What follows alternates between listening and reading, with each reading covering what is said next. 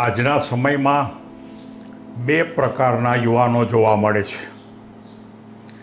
એક યુવાનો એવા હોય છે કે જે મોટી મોટી વાતો કરે પણ કરવાની વાત આવે ત્યારે કાંઈ કરે નહીં. અને બીજો યુવાન વર્ગ એવો છે કે જે ઓછું બોલે પણ શક્ય ત્યાં સુધી વધારેમાં વધારે કાર્યમાં રોકાયેલો રહે. જે લોકો પહેલા પ્રકારના યુવાનો છે જિંદગીમાં સફળ થતા નથી. મોટી મોટી વાતો કરે પણ કાર્ય કરવાનો પ્રસંગ આવે ત્યારે કાર્ય કરતા નથી. અને આ વાતને સમજાવવા માટે મારે એક વાર્તા લેવી છે.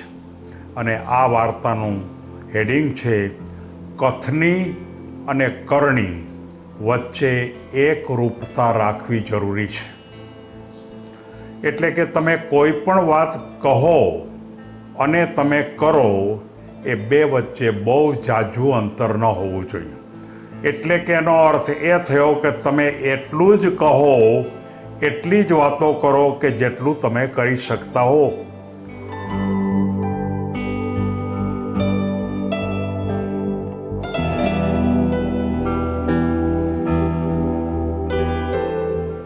એક કોલેજની અંદર રવિ અને રાજ બંને ભણતા હતા.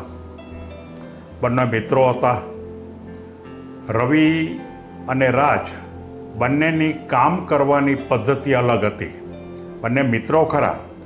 રવિ છે એ બહુ મોટી મોટી વાતો કરે.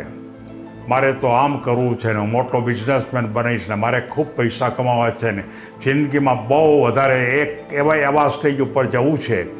અને રાજ છે એ પોતાની વાતને બહુ ધીમી ગતિએ વાત કરે કે મારે પણ જીવનમાં આગળ વધવું છે અને એ આગળ વધવા માટે હું શું કરીશ, મારે શું કરવું જોઈએ એવી જ વાતો કરતો.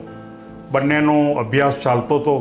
અભ્યાસ ચાલે એટલે રવિ છે એ રવિ વાતો જ કરે દરેક જગ્યાએ, જ્યાં હોય ત્યાં મારે તો બહુ મહેનત કરવી છે, મારે તો બહુ મોટા બિઝનેસમેન બનવું છે. અને એમ કરતાં સમય આવ્યો પરીક્ષાનો સમયની અંદર પણ એમ કીધું કે મારે તો બહુ મહેનત કરવી છે, મારે તો સારા માર્ક લેવા છે, હું આ વખતે ખૂબ સારી રીતે સફળ થાય છે.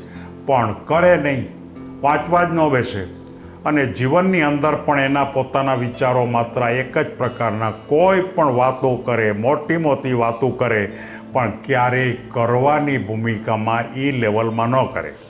અને આ રીતે કરતાં જ્યારે ખરેખર પરીક્ષા આવી, પરીક્ષામાં રવિ માત્ર માંડ પાસ થયો અને રાજ છે એ ખૂબ ઊંચા માર્કે પાસ થયો. રવિ અને રાજ બંને મળ્યા. રવિએ એમ કીધું કે કેમ મારા માર્ક ન આવ્યા? ત્યારે ખરેખર રાજે એમ કીધું કે રવિ, તું છે ને વાતું બહુ મોટી કરસ પણ કરતો નથી. તારી વાતું કોઈ જો સાંભળે તો બધાને એમ થશે કે આ ક્યાંનો ક્યાં જવાનો, પણ ખાલી વાતો કરવાથી કંઈ વળતું નથી. અને જિંદગીમાં માત્ર વાતો કરનારા હંમેશા પસ્તાય છે. તું હવે પછી ધ્યાન રાખ, હવે પછી આપણે કામ કરીએ. બંને મિત્રોએ પોતાનો જુદો જુદો વ્યવસાય શરૂ કર્યો. રવિ અને રાજ બંનેના વ્યવસાય એક જ ગામમાં ચાલતા હતા. અને રવિની જે ટેવ હતી ટેવ ગઈ નહોતી. રાજની ટેવ તો ચાલુ જ હતી.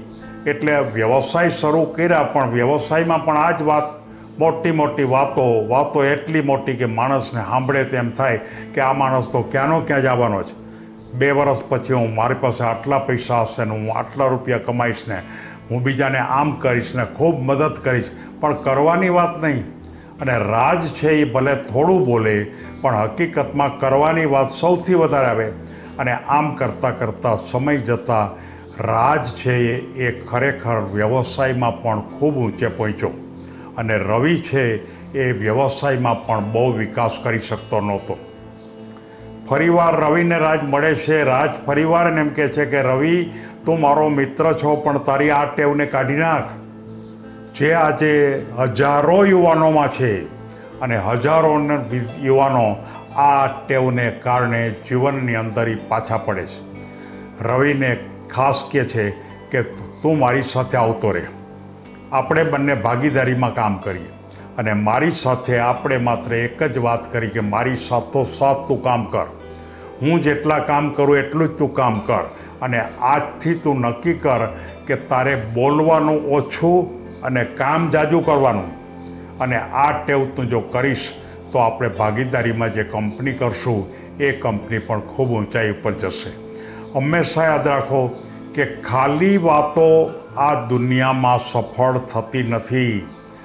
સતત અને શાંતિપૂર્ણ જો માત્ર મહેનત જ તમે કરતા રહેશો, પછી ભણતા હશો તો પણ, ઘરમાં કામ કરતા હશો તો પણ, કોઈ વ્યવસાય કરતા હશો તો પણ, તમે સારા સ્પોર્ટ્સમાં કામ કરતા હશો તો પણ તમારે મહેનત જ કરવી પડે.